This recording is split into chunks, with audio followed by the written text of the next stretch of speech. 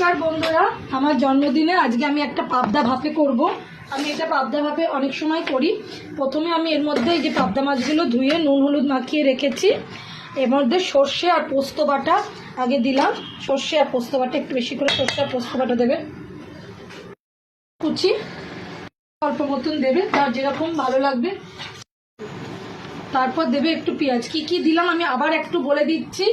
প্রথমে দিলাম সর্ষে বাটা, তারপর ধনে পাতা, তারপরে টমেটো, তারপরে তোমার পেঁয়াজ কুচি, তারপর মাছগুলো দেবে। মাছগুলো দিয়ে এটার উপর একটু তেল দেবে।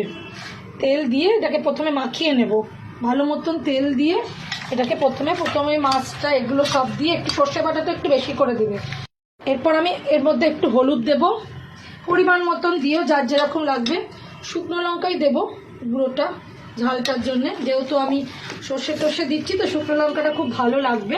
আর কারোর মনে হলে কাঁচা লঙ্কা দিতে পারো। পুরোটা মাখিয়ে নিলাম। মাখিয়ে নিয়ে এবার একটু হাত ধুয়ে জল দেবে এর মধ্যে।